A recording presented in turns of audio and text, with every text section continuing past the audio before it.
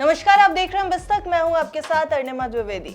आज इस वीडियो में हम बात करने वाले हैं दुनिया की दूसरी सबसे बड़ी अर्थव्यवस्था यानी चीन की, जिसकी हालत इन दिनों कुछ ठीक नहीं चल रही। ना तो चीन का सामान बिक रहा है और ना ही वहां निवेश आ रहा है। दुनिया से मिलने वाली मदद भी अब पहले जैसी नहीं रही। ऐसे में सवाल उठता है कि चीन के पास अब बचा ही क्या रास्ता है। देखिए, चीन की अर्थव्यवस्था आखिर क्यों कमजोर हो रही है, ये भी एक बड़ा सवाल है। हाल के आंकड़े बता रहे हैं कि चीन की इकोनॉमी पटरी से उतरती हुई नजर आ रही है। नवंबर महीने में चीन के हालात और भी ज्यादा कमजोर हो गए हैं। अगर सरकार के राष्ट्रीय सांख्यिकी ब्यूरो की बात मानी जाए तो जो आंकड़े वहां से जारी किए गए वो ये साफ दिखा रहे हैं कि लोगों की खरीदारी कम हो गई है और कंपनियां निवेश से बच रही हैं।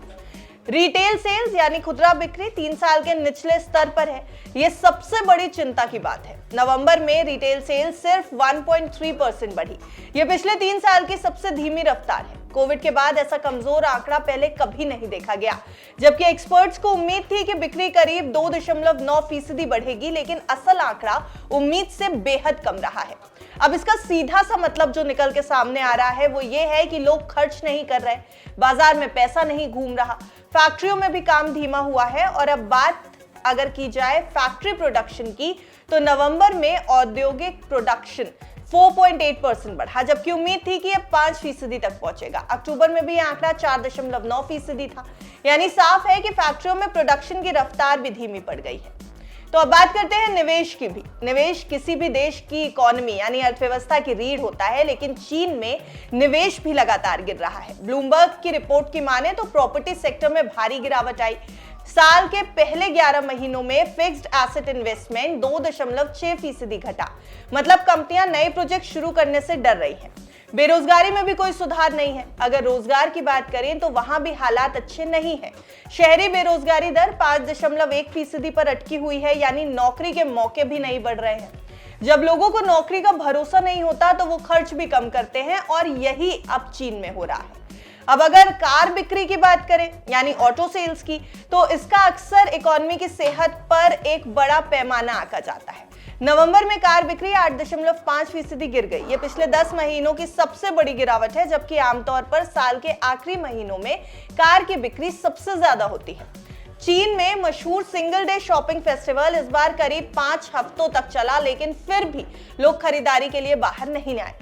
घरेलू खपत बढ़ाना भी एक बड़ी चुनौती बन गया है। चीन के सामने सबसे बड़ी परेशानी है घरेलू खपत को बढ़ाना। लोग कम खर्च कर रहे हैं, सेविंग ज्यादा कर रहे हैं, भविष्य को लेकर डरे हुए हैं। इस वजह से चीन की अर्थव्यवस्था अब विदेशी मांग पर ज्यादा निर्भर हो गई है। इन सब के अलावा अमेरिका के राष्ट्रपति डोनाल्ड ट्रंप की बात करें तो उनके टैरिफ वॉर ने भी चीन की परेशानी बढ़ा दी है। ग्लोबल ट्रेड यानी वैश्विक व्यापार का समीकरण बदल रहा है। चीनी सामान पर टैक्स बढ़ रहा है, एक्सपोर्ट पर असर पड़ रहा है। इससे चीन की ग्रोथ और ज्यादा खतरे में आ गई है। चीन में आज महंगाई बड़ी समस्या नहीं है, बल्कि कम महंगाई ही एक बड़ी परेशानी बन गई है। कंपनियों का मुनाफा घट रहा है और लोगों की सैलरी नहीं बढ़ रही। निवेश और लोन दोनों की रफ्तार धीमी हो गई है। ब्लूमबर्ग के मुताबिक आने वाले समय में हालात और भी ज्यादा मुश्किल भी हो सकते हैं। अब चीन के पास क्या रास्ता बचा है, ये भी एक बड़ा सवाल है।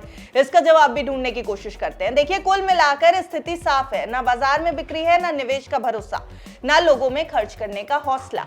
अब चीन के सामने सिर्फ एक ही रास्ता बचता है, लोगों की जेब में पैसा डालना, नौकरियां बढ़ाना और घरेलू मांग को मजबूत करना। अगर ऐसा नहीं हुआ तो दुनिया की दूसरी सबसे बड़ी अर्थव्यवस्था और ज्यादा दबाव में आ सकती है। वैसे इस पूरे मामले को लेकर के आप क्या सोचते हैं? क्या चीन इस संकट से बाहर निकल पाएगा? अपनी राय कमेंट में जरूर बताएं और देखते रहें बिस्तक।